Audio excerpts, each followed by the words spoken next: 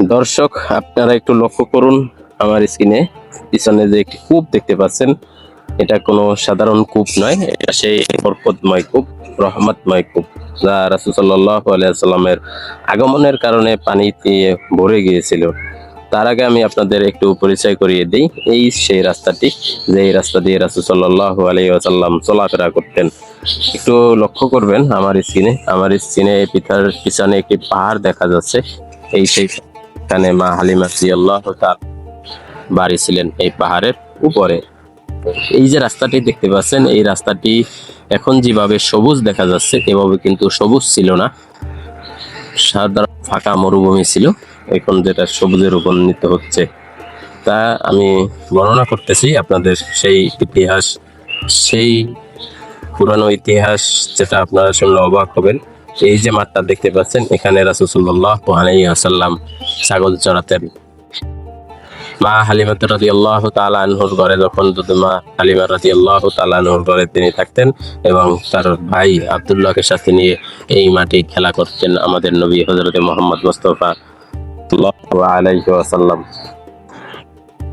জানলে অবাক হবেন, ওই পাহাড়ের উপরে মা হালিমা রাদিয়াল্লাহু তাআলা আনহুর বাড়ি ছিলেন এবং এই মাঠে রাসূল সাল্লাল্লাহু আলাইহি ওয়াসাল্লাম তার দুধ ভাই আব্দুল্লাহকে নিয়ে যখন খেলা করতেন। এবং আমরা সামনের দিকে আগাচ্ছি সেই বরকতময় কূপ, যেখানে রাসূল সাল্লাল্লাহু আগমন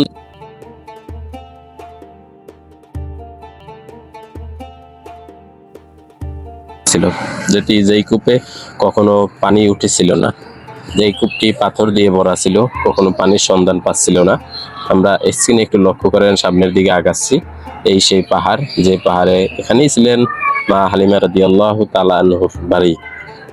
মা হালিমা রাদিয়াল্লাহু তাআলা আনহুর বাড়ি এখানে ছিলেন এবং রাসূল সাল্লাল্লাহু আলাইহি ওয়াসাল্লাম, এই যে সামনের মাঠ দেখা যাচ্ছে, এই মাঠে তিনি ছাগল চড়াতেন এবং তার দুধ ভাই আব্দুল্লাহকে নিয়ে এখানেই খেলা করতেন। করেন, ওই সেই কূপটি দেখা যাচ্ছে, সেই বরকতময় কূপ। আমরা সামনের দিকে আগাচ্ছি এবং আপনাদেরকে সেই কূপের ভিতরে নিয়ে যাওয়ার চেষ্টা করব। পরে দিয়ে রাখা হয়েছে, বেষ্টন দিয়ে রাখা হয়েছে, এখনো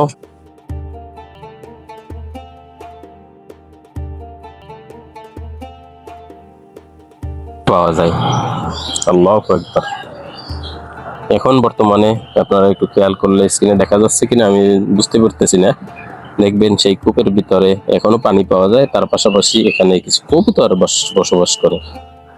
এই সেই বরকত কূপ, যা রাসূল সাল্লাল্লাহু আলাইহি ওয়াসাল্লামের আগমনের কারণে পানি উঠতো না। যেই কূপটাতে আগে পানি উঠতো না, পাথর দিয়ে ভরা ছিল, রাসূল সাল্লাল্লাহু আলাইহি ওয়াসাল্লামের আগমনের কারণে যেই কূপটাতে পানি উঠছিল। তবে আপনি জানলে সব থেকে অবাক হবেন, মরুভূমিতে সোনার থেকে, এটা মরুভূমি সেই তায়েফ নগরী। আমি এতক্ষণ যে বর্ণনা দিচ্ছি, এটা হচ্ছে সেই তায়েফ নগরী।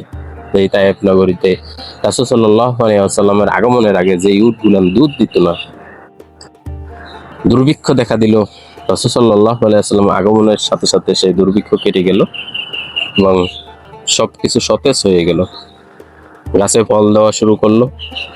সেই রহমাতুল লিল আগমনের কারণে উটগুলান দুধ দেওয়া শুরু করলো। যে উটগুলান মরা অকেজো হয়ে গেছিল, মরার এক পর্যায়ে চলে গেছিল, সেই উটগুলান কিন্তু এক পর্যায়ে দুধ দিয়ে তাজা সুস্থ হয়ে গেল এবং তায়েফ নগরী সোনায় রূপান্তরিত হয়ে গেল। মানে এমন ফসল আসলো আল্লাহ তাআলা রাসূল সাল্লাল্লাহু আলাইহি ওয়াসাল্লামকে আগমনের কারণে, রাসূল সাল্লাল্লাহু আলাইহি ওয়াসাল্লাম আগমনের কারণে এই তায়েফ নগরী যেখানে দুর্ভিক্ষ দেখা দিল, সেখানে এমন ফসল তৈরি হলো যেটা স্বর্ণের মতন দামি হয়ে গেল এই তায়েফ নগরী। এখানে এই ঐতিহাসিক সেই কূপ, যেটি আপনারা স্ক্রিনে দেখতে পাচ্ছেন। আরো বলা বাহুল্য, লক্ষ্য করলে ইতিহাস পর্যালোচনা করে দেখবেন যে এই তায়েফ নগরীতে রাসূল সাল্লাল্লাহু আলাইহি ওয়াসাল্লামের আগমনের কারণে জুলুম, নির্বিচার, নির্যাতন দূর হয়ে গেছিল। সেই রহমাতুল লিল আলামিন যাকে ঘিরে এত কিছু, সেই রহমাতুল লিল আগমনের কারণে সবকিছু পরিপূর্ণ হয়ে গেল।